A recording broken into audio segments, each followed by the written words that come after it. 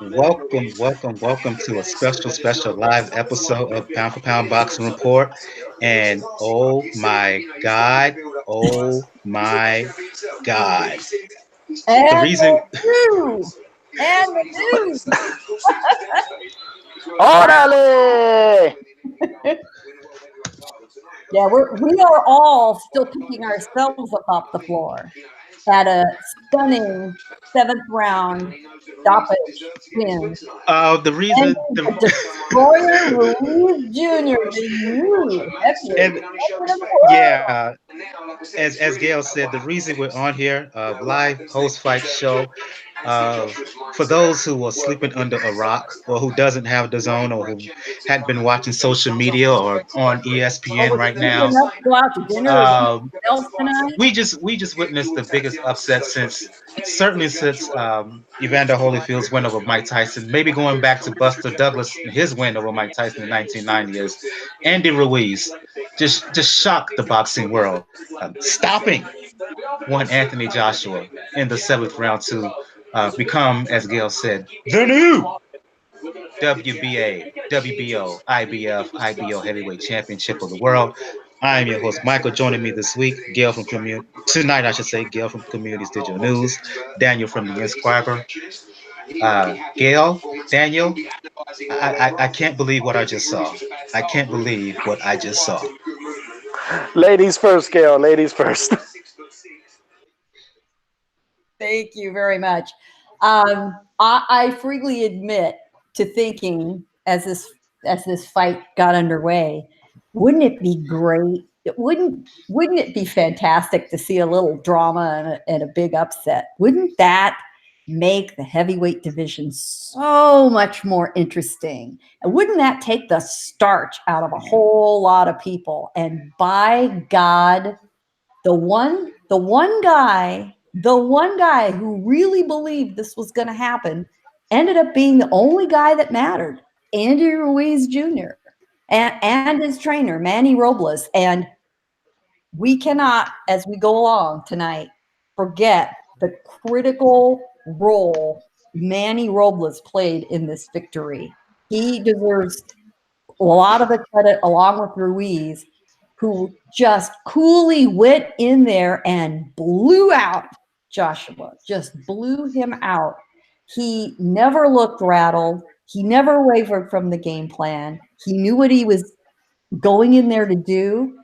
And in one of those rare moments in boxing where someone, no matter how improbable it sounds, says, I'm going to execute XYZ, absolutely went in there and did it. As he promised. You know, they all say, I'm going to shock the world. And once in a great while, someone does. And that time was tonight. For those, your thoughts, Daniel, your thoughts. Oh, man. Watching it from the first round, you could tell that the hand speed of Ruiz was going to be a problem for Joshua. Even though he's the taller man, he has the longer reach. He wasn't able to deal with just the speed of Ruiz coming into it. And the second round is when Ruiz came out guns blazing for a bit. You have to remember, he threw like a nice little three-punch combination. That got Joshua's attention. And then that third round happened. First of all, we have to say that Ruiz, the knockdown on Ruiz, that was a flash knockdown. Easily a flash knockdown. He quickly got up, got composed, and then went balls to the wall on Joshua. And it wasn't clean shots to the to the chin. It was shots to the temple that rattled Joshua. If you look at that left hook, hit him right in the temple. And then with the first shot, dropped him in and right over the top of the head. That's the first knockdown. And Joshua just never really fully recovered. Even when he had the rounds where there were no knockdowns, you could tell that Joshua was a little bit weary. And as my cousin who was actually watching the fight with me pointed out, the body jabs that Ruiz was throwing bothered Joshua. in the 6th and 7th round. Like he stopped in his tracks for a little bit. Looked like he hurt his diaphragm a bit. And I think that's when Andy Ruiz said, "No, I need to go. I need to go now," and he did it. I know people are trying to say to the referee. Some people are saying stop it too early because Joshua said yes when he has to continue. But look what Sergio Mora said. Look at the body language. Anthony Joshua's leaning in the corner with his hands on the ropes, answering yes, and not even have his mouthpiece on. Let's remember that. He spit out his mouthpiece in the 4th knockdown. So that is very, very telling as far as what I think Joshua's real sentiments were when it came to the fight. And yeah, all the Mexican places that are around Madison Square Garden are gonna be popping tonight. Man, listen, uh, uh, the cholos and everybody else, all areas in between, on fire right now. To your point, Joshua fought on the back foot as Ruiz was coming forward, high guard behind the jab. Josh was fighting a bit careful, but as you said, Daniel, the speed of Ruiz looked like it was having Joshua wary. Third round, Joshua caught Ruiz with a counter left hook. I'm sorry, I'm a little bit distracted because I'm watching the post fight on the zone as we're doing this. Caught him with the left hook. Ruiz got up, but he wasn't hurt. And then Ruiz, seconds later, caught Joshua as Joshua looked like he was coming on the attack. Counter left hook to the temple. He wobbled, legs visibly shaking. Then he went down, uh, got up, was hurt. He went down again, and end of the third round, he was buzzed. Further hurt again in the fourth. At that point, I thought Joshua he could have stopped him then because Joshua was badly hurt at the end of the fourth round.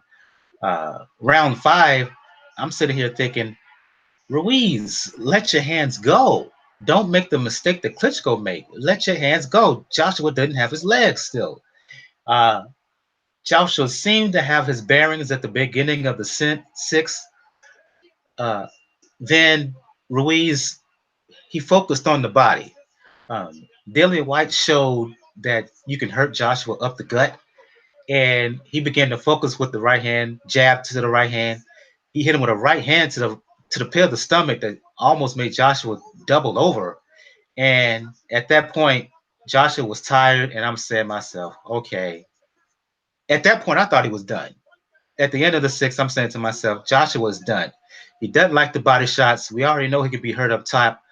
This fight is as good as over. Hurt him again in the seventh, put him down twice. Second knockdown, Joshua, he kind of spit his mouthpiece out, went to the corner, and he basically stayed there. He protested slightly, but the body language, folks, the body language seemed like he didn't want anymore, and that was the thing. It came off as he quit, and the crowd erupted. Twitter is still talking about it.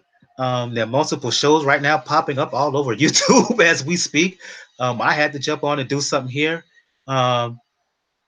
I can imagine what Deontay Wilder is saying on Twitter right now. I look up as we talking, but Andy Ruiz is already on Twitter tweeting Eddie Hearn, who's next? Uh, and yeah, boxing fans, mainstream sports fans, we are stunned. We are absolutely stunned. Again, I'm almost at a loss for words, Daniel and Gail. Rank this upset. Rank it. The biggest upset in the heavyweight division since Buster Douglas against Mike Tyson. And it's done for a few different circumstances. A, it's a replacement fighter. This was supposed to be Big Baby. And for all the Big Baby screw ups, you would have probably seen a much different fight if it was still Big Baby. And we have to remember, Andy Ruiz kind of trolled his way into the fight.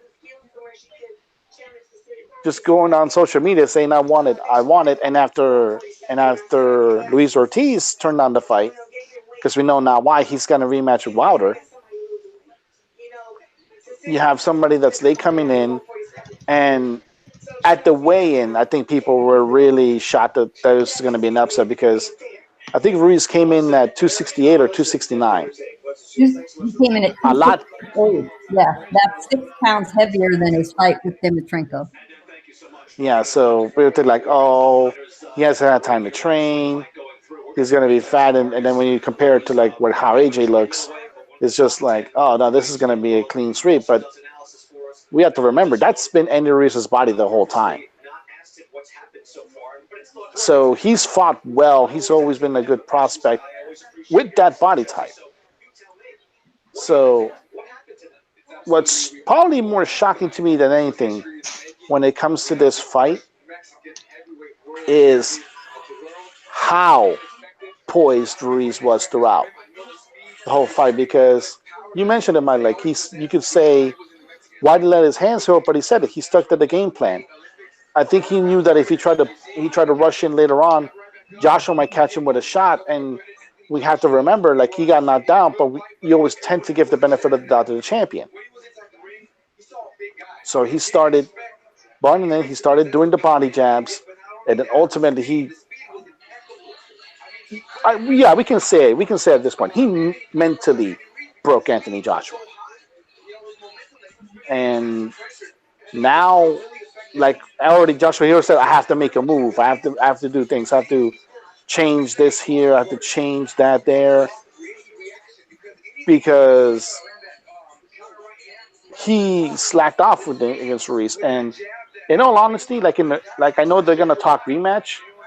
Right now, granted, this is an immediate reaction. Unless Anthony Joshua fundamentally changes how he's going to do his jabbing coming in, how he's going to set up his combinations, Ruiz beats him again. Daniel, I agree with you, especially if they do an immediate rematch, because Joshua now knows what it's like to go down hard and get hurt badly by someone with that kind of power, who has the accuracy and the cool-headedness to come in and connect. And make no mistake, Joshua hit Ruiz Jr. hard several times. The first knockdown, he hit him pretty damn hard, sat him down on his butt. But Ruiz got up and shook it off very, very well. And he took several shots. And I'm sure Joshua thought, oh my God, oh no, I can't hurt this big dude. That was part of Ruiz's plan coming in that big. He said at the weigh-in, listen, I'm this size by design. I want to get in there and be big and take those shots. He and Robles came up with the plan, and Dan used the perfect word. He was so poised. He wasn't nervous. He wasn't over anxious. He didn't get too excited when he started having success. I mean, where did he get that sort of, coolness about him to stay so level-headed? That more than the punches he landed. That level-headedness is the hardest thing for a guy in Ruiz Jr.'s position to do. He stayed focused, calm. I don't think he heard a sound in that arena. He was so focused on the task at hand. And by God, he did it.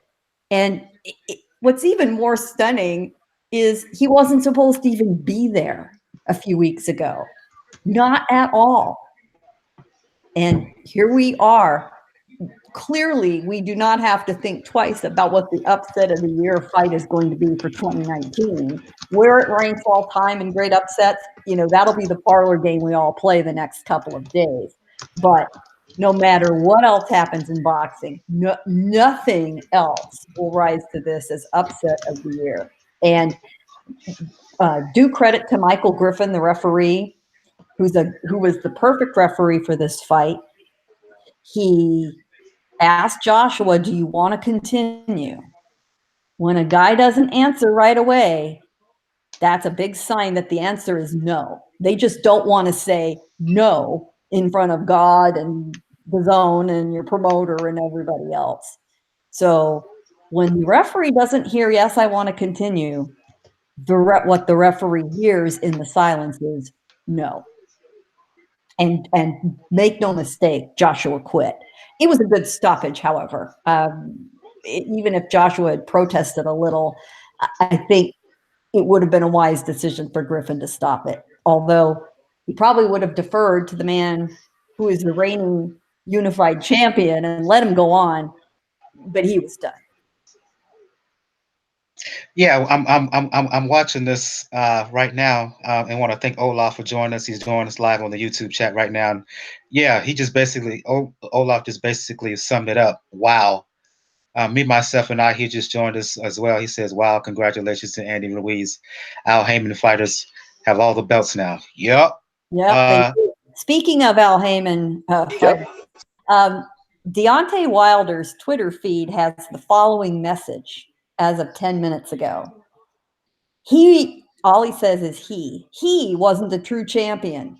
His whole career consisted of lies, contradictions, and gifts, facts, and now we know who was running from who. You know what? You cannot fault it at this stage. I've always said it that if it was up to Joshua himself, he and Wilder would have fought last 4th of July weekend. But we now know the main reason why, and we can see how, like you pointed out, Mike, I think before your show, which unfortunately, like I said, I have to apologize, I wasn't able to join last night.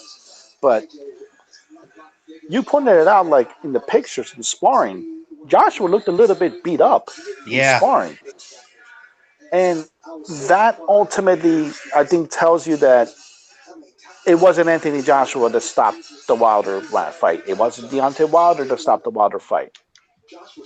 We have to look at one man that was in a tuxedo who looked like his soul was ripped out of him in post-fight interviews. One Mr. Eddie Hearn. Man, look. He got Thanos, except he hadn't completely gone to dust yet. Yeah, pretty much. He got Thanos in the way, but now you know he's the one, because you have to remember, he's the one that looks at AJ when they do training camp. He looks at the sparring matches. Everybody knows the famous story that about David Price knocking AJ out cold in sparring. We know how he looked like in the Dylan White fight. So Eddie Hearn kind of knew, like, okay, my guy could probably beat anybody up so long as they don't have power.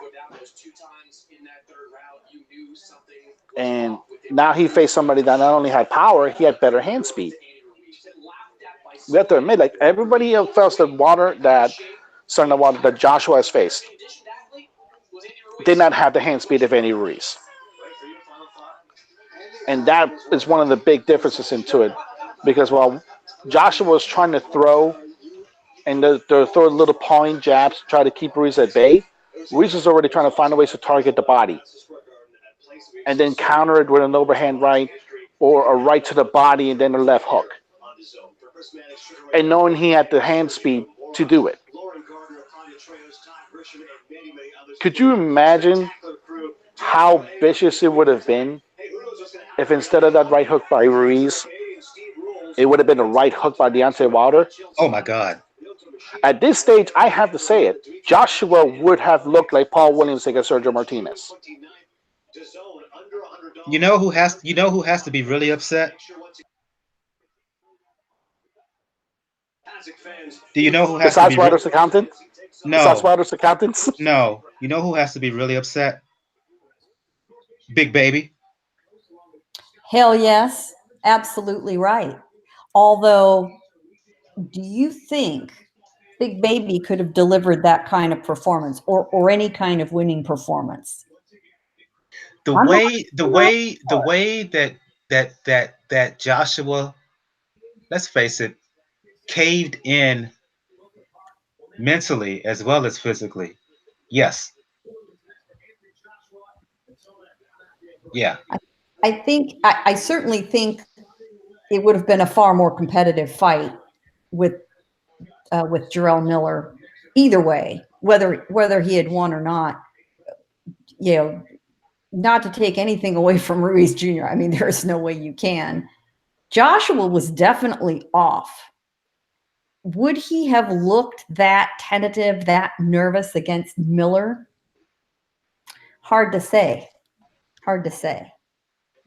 Let's talk. But Go yeah, ahead. Go ahead, Daniel. You gotta imagine that Miller has watched this with horror. I'm going to look up his Twitter account and see if he's got anything here. Man, you know, man. And it looks like Miller is staying off the Twitter. Well, he's right to, because his own mistakes caused this to happen in a way. True. No, that is absolutely true. I can only imagine what the post-fight news conference is going to be like. I'm looking up. Trying to look it up now. Let's talk about post-fight. Your reaction to Joshua's his attitude. I applaud him for giving Ruiz the credit he deserves for the win. When they went to him, they talked to him a little bit, and then they tried to go further with interviews, and he basically said, "No, this is Ruiz's moment. Let him have it." But the smiling, the shaking hands, and whatnot, he did not seem to be pissed off, for lack of better words. Your reaction to the body language and the attitude from Joshua post-fight? I thought he was condescending, frankly. It was sort of like, well, we'll let them have their little bit of fun. Okay, I get it. You caught me, but it was almost a shoulder shrug sort of reaction when he should have been hanging his head in shame. There was that veneer of British manners. I mean, you talked to there was Red Letter. Excuse me for interrupting, Gail. He was surprised and not a bit upset at Joshua's demeanor. Well, they talked to Regis Progress, and Regis Progress seemed he looked stunned. Well, his look stunned was like, Joshua, what the hell is wrong with you, man? You just lost. Yeah. Well, Eddie Hearn demonstrated what being stunned looks like, and Hearn's comment was right. Once this sinks in with Joshua and he realizes what happened, I think he just was failing to grasp reality quite yet. When he wakes up tomorrow morning and those belts belong to somebody else, and he wakes up to the cold hard reality, it's going to be rough for him. These are the kind of defeats some fighters never recover from, never ever recover, and it remains to be seen, can he get back on the horse?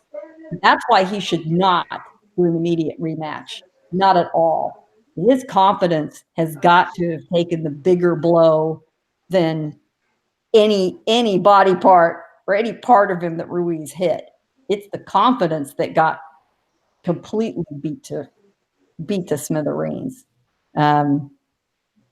So a rematch, as tempting as it would be and as big as the money would be, and as huge as the interest is going to be, I think Joshua and Hearn have to sit down and think very carefully about that. He needs a tune-up fight first. Well, this is the weird conundrum that you're facing into it.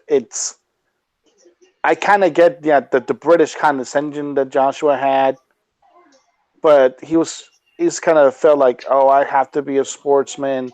I have to be the guy that shows poise and everything because this was supposed to happen, but I have to keep my head up. I have to have remember what the British call stiff upper lip.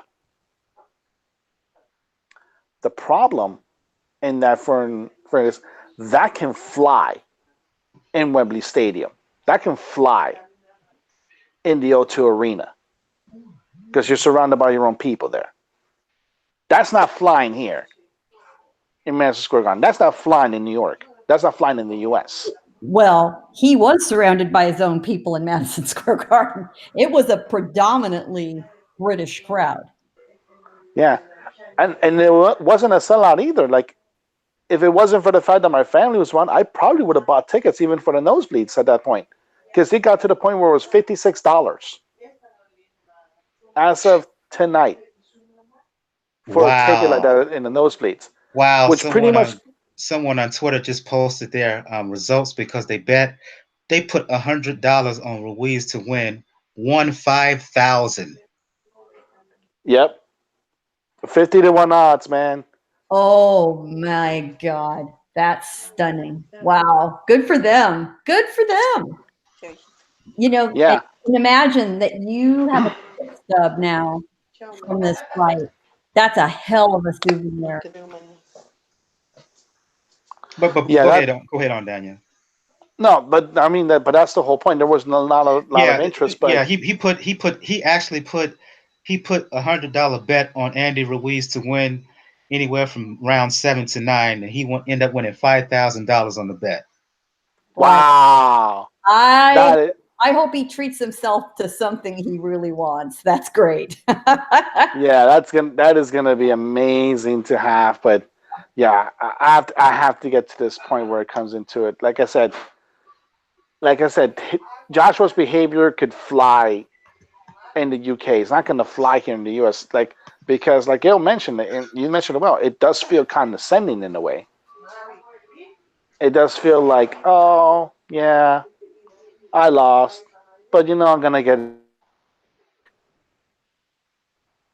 let them have their play time. But I think what's gonna start happening, because if anybody pays attention to the UK press, they know they can be even more vicious than the US press, particularly when it comes to trashing their own. And the headlines you're going to see in the Daily Mail, in the Telegram, the Independent, even the trashman that's called the Sun newspaper, those are going to hit Joshua close to home. And that is going to have a very, very bad effect. And unfortunately, it might push him to do an immediate rematch, because he's going to want to prove that this was a fluke. But we have enough evidence to know that this is not a fluke. We I mean, know at this point. Sorry, I'm sorry. Let me just finish. I'm sorry, Mike. We know at this point that Joshua's chin is a problem, and that's not going to go away with one training camp when you're training for a guy who has better hand speed than you and is more poised than you. not just chin, uh, overall conditioning, Gail. He's going to have to find a way to have longer distance stamina, A, Gail. B, he's going to have to find a way to be able to take shots up the gut. Um, like I said earlier, we saw Dillian White was able to hurt him with body shots, nearly doubled him over. What finished Joshua off, to me, what finished Joshua off was the body shots in that round before the end. He was softened up and done at that point. Yeah. Well, and for people who look at a fighter and judge them by the way they look. And that kind of conditioning, that Yeah. may not be physical. That may be just mental. Well, hey, nobody likes to get hit to the body. It hurts. I don't care who you are. It hurts. But it is true that it hurts a little less when there's a little bit of padding there, right? A guy who's super cut to the body, it looks great. And God knows, Joshua looks like a Greek statue. He does. The ladies love him. And a lot of the guys love him too. But there is nothing there to protect him. Nothing. And it's so smart of Ruiz to go right there. You chop down the trunk of the tree, the head follows. Everybody knows that in boxing. And laugh all you will about Ruiz, and I made a joke myself on Twitter about, is it okay to wear Spanx in the boxing ring? You know, you're looking at him, you see the rolls, you see how big he is, but all that matters is forget what you look like, forget the padding. How do you move? How do you deliver punches? How do you set up your punches? How do you marshal that kind of power when you're that big? You know, if you don't have enough speed to move your size around, it's useless to you.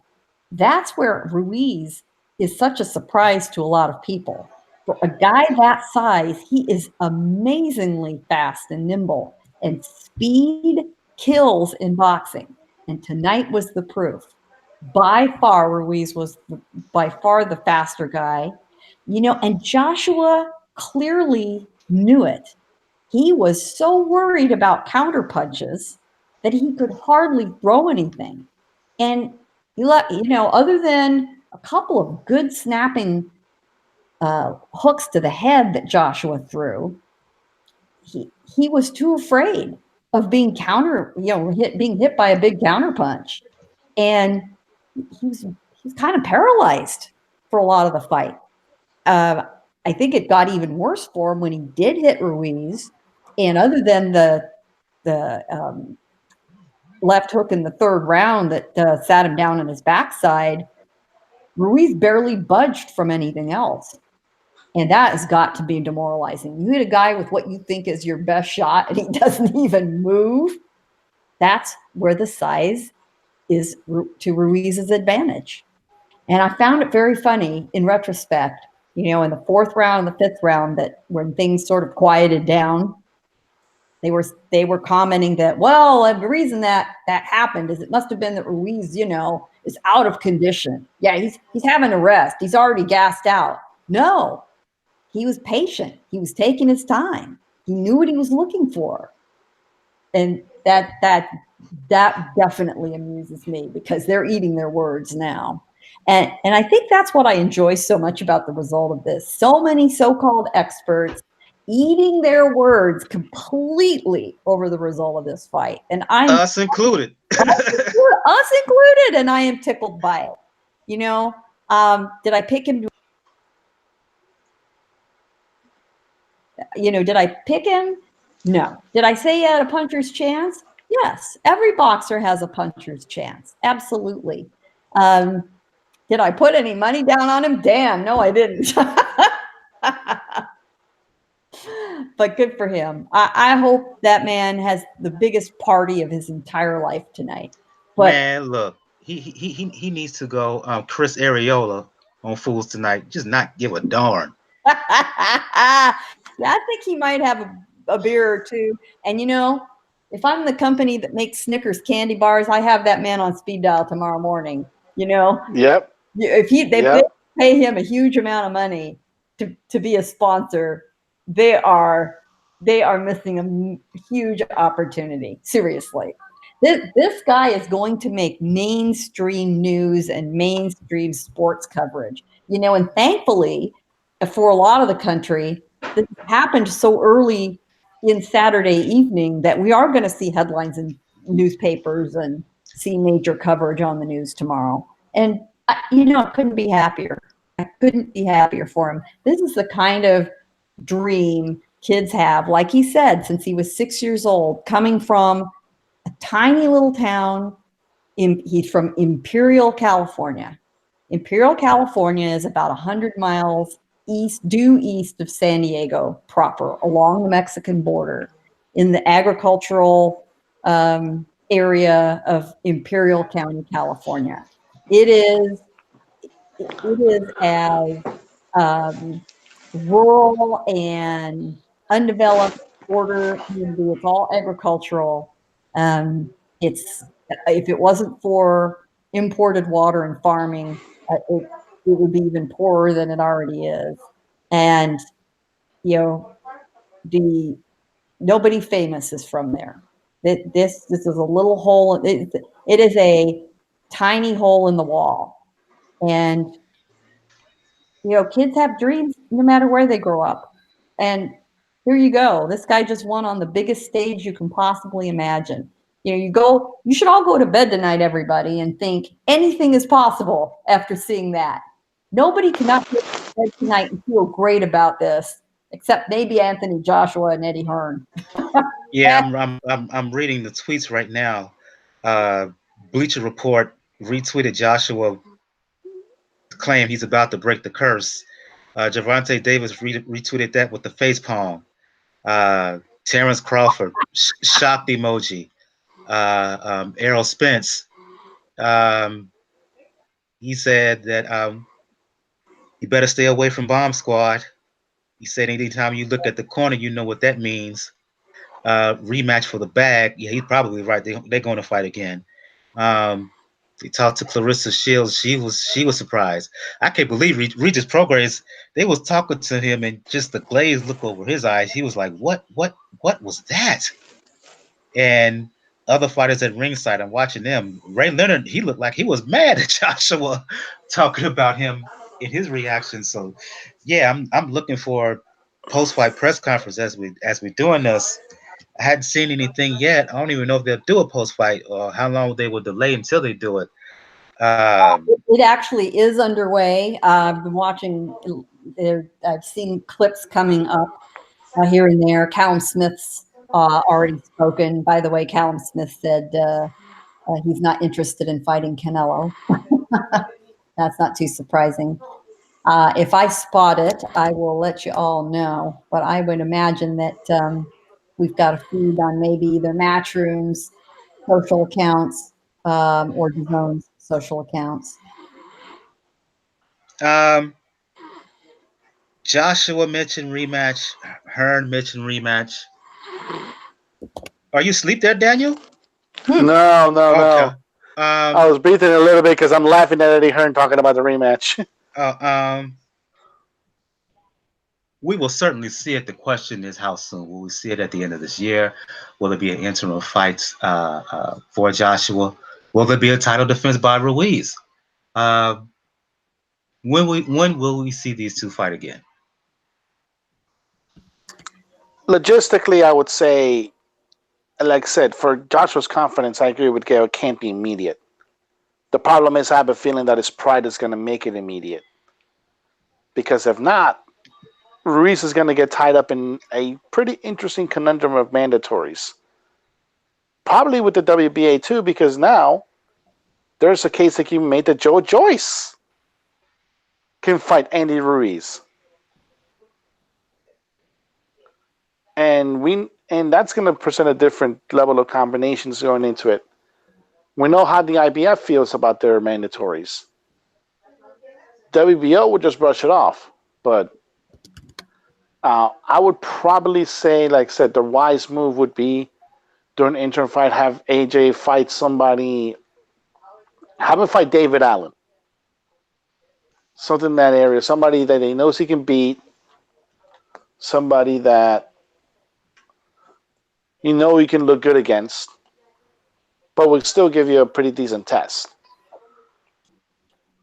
But I got a feeling it's not going to happen. What's going to be interesting though is the play that's going to be, because if you heard them in the post-fight interviews, they kept mentioning that the fight will be in the UK. I'm sorry, Mr. Joshua. I'm sorry, Mr. Hearn. You no longer can dictate the terms in this conundrum. Absolutely right. There is no way, unless the check, the purse, is so massive that Andy Ruiz should take that fight back to Great Britain. Although it certainly didn't bother him in New York when he was asked about all the British fans being in Madison Square Garden prior to the fight a few days ago. He said, "You know what? As long as my team and my family is ringside, I don't care who else is there."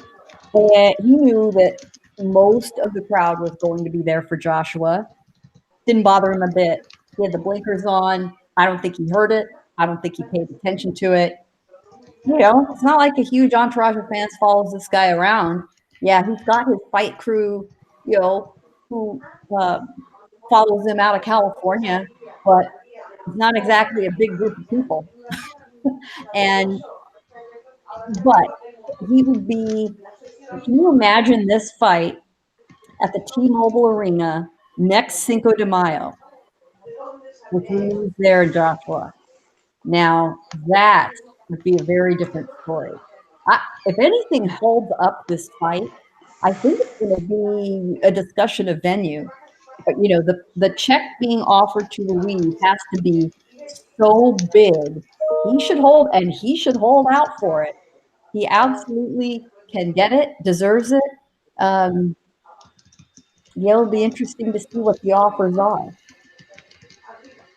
Your thoughts, Daniel? That is going to be an interesting part. I don't think they're going to try to do Vegas at Cinco de Mayo weekend. Like the zone's going to be like, unless they try to make it a co-main event where it's Ruiz and Canelo co-headlining. I just don't see it in that area. However, like I said, the venue is going to be interesting because Ruiz can demand Staples Center. He can still demand Vegas. He can even demand to go back to New York. But the whole point of the endeavor is Eddie Hearn and Anthony Joshua can no longer dictate where this is going to go. I personally have a feeling that it'll probably wind up either A, California, like the Staples Center or the Forum, or B, we're going to take a trip to Jerry's World at AT&T Stadium in Texas. Now that's what I'm talking about.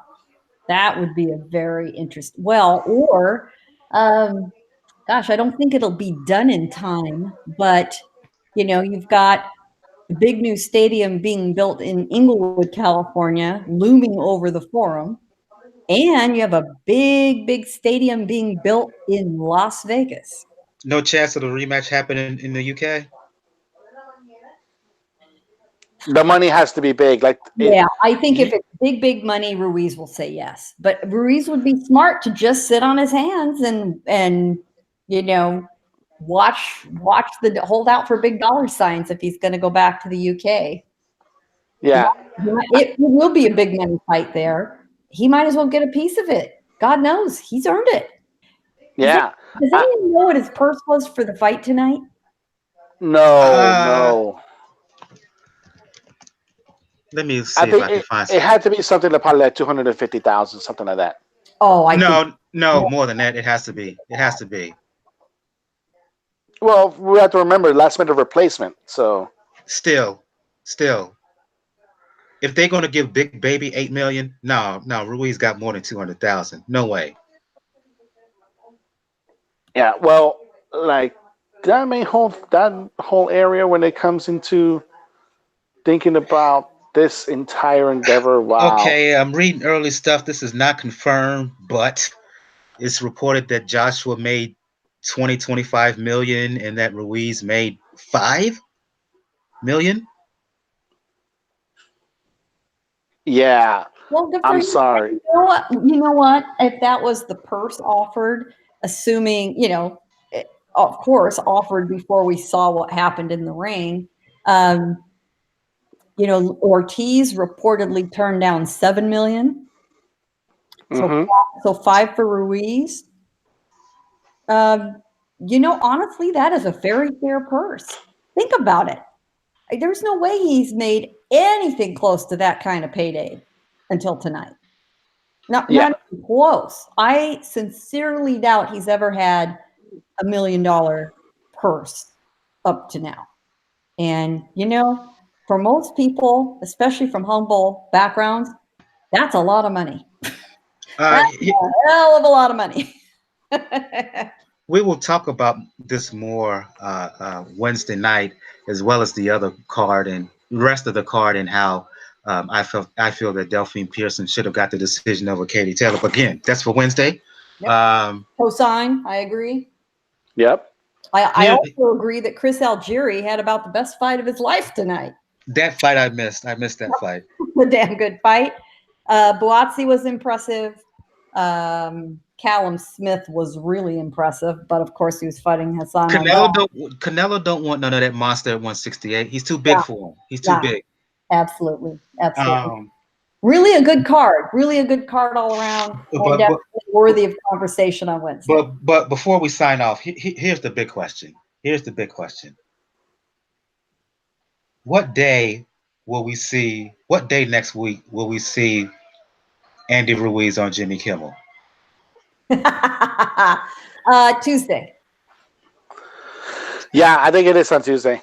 I don't think he can get back in time for Monday. But he'll be on SportsCenter tomorrow. You can bet. You can bet. Man, listen, he's gonna be on SportsCenter. He's gonna be on First Take. He's gonna be on Undisputed. All those shows. All of those. No, we have to remember, like, PBC has that weekly show. The champion. You bet he's gonna be on that thing. That's right. He's probably gonna be on CNN as well, or one of the cable networks. Yeah. I'm actually, I have ESPN on right now, and now they got the softball thing going they on. got College World Series. Yeah, it's going to be a while before that gets up there, but I thought they might have it on one of the off ESPN, like ESPN News or something like that. See, that's what ticks me off about the mainstream coverage. Back in the day, this kind of upset, they would have interrupted something like the X Games. Or college baseball. No offense. Well, it'll be interesting to see, especially in Southern California, how regional news and I'm very interested to see how local San Diego market television covers this, because we're probably the closest big market to where Ruiz is from, and although there is, I think, 1 or 2 TV stations in El Centro. So we'll have to see how this gets covered regionally. And the new wealthy owner of the Los Angeles Times, as it turns out, is a huge boxing fan. So I'm sure they'll give it its due. So I'll look forward to that. Myself. The coverage will be fun to read, because we're all going to run out of ways to say shocking, unexpected, can't believe it. Yeah. Before we head off, I think it was either Joshua or Eddie Hearn mentioned rematch in the UK. Me, myself, and I. He asked in the YouTube chat, "Is it possible the contract stated the rematch must take place in the UK?" That's not so much that it's there. Sorry, Gail. Yeah. I don't think it is. I think they just assume that it's going to be in because they can throw money. But at this stage, you better get at least halfway to what Floyd makes on a semi-regular fight to do that in. Because there's no point in doing it otherwise. Unless it's specifically written in the contract that any rematch would have to be in the UK, the ball's completely in Andy Ruiz's court. Okay, so I think we're going to end it on that note. Again, for those who are joining us late, thank everybody who joined us live in the YouTube chat once again. Live special post-fight episode, pound for pound boxing report. As for those who have not heard, Andy Ruiz stops Anthony Joshua, and I will argue beat him up throughout. Stopped him in round 7 to become the new WBA, WBO, IBF Heavyweight Champion, surprising us all. Reverberations going around the boxing world, around the sports world. I go around to you, Gail, for those who want to talk boxing, Dancing with the Stars and whatnot, and for those who want to read your columns, because I know you're going to have some big articles on this upset. Let the folks know where they can find you. I am. It's in progress now, slightly delayed for this impromptu version of the Pound for Pound report. So I will have my recap with photos up at Communities Digital News. And let's hope we get it done in another half hour or so. And that is COM, COMM, Digi, DIGI News, comdiginews.com. Read it. And I'll go to you, Daniel from the Inscriber, for those who want to talk the sweet science. And I know you're going to have a lot to say, to discuss with Joe and Francis from 4 Boxing News. For those who want to talk boxing, for those who want to talk the NBA, especially when it comes to the Miami Heat, let the folks know where they can find you. Yes, folks, you can follow me on Twitter at Ruckus99. Uh, First, I'm gonna say this. Like condolences to Francis, and she lost her dog this week. Like she apparently had the dog for 13 years. Oh, So I'm sorry to hear that. I'm sorry to hear that. yeah, that's why we didn't have a show this week because yeah, left it alone. But we're definitely gonna have it next week. And Jesus Christ, yeah, you can like I said, we're gonna have a lot to discuss because there's almost nothing. Like we mentioned it before, but we might as well say it on air. Nonito Donaire can knock out Naoya Inoue cold, and they will not top this. Right, right. Um, for those who want to talk boxing, music, fitness with me, you know what it is on Twitter, Brother JR at Brother JR76. Um, if you want to find out all things regarding Pound for Pound Box Report, the blog page is the place to go to, p4pboxreport.wordpress.com. Did an episode last night of the show. You can find it on the blog page there. Also on the blog page, you can find where to locate Pound for Pound Box Report all over social media, all over available platforms that carry podcasts, including including iTunes for now, because iTunes is getting ready to bid adieu. Um, Spotify, SoundCloud, and whatnot. Again, special special post fight edition live episode of Pound for Pound Box Report as Andy Ruiz shocks the world, stopping and one Anthony Joshua in round 7 tonight in Madison Square Garden in New York City. For Gail from Communities Digital News, Daniel from your Inscriber, I am your host, Michael. Once again, thanks for everybody who joined us in the YouTube chat. If you like what you heard, hit that subscribe button, hit that like button. Also, subscribe to us on iTunes, as long as we're on iTunes. Subscribe to us on Spotify, SoundCloud, and whatnot. Again, special live episode of the Pound for Pound Box Report, recapping Andy Ruiz win over Anthony Joshua. Everybody have a good evening. Good night. We'll see you next episode this coming Wednesday.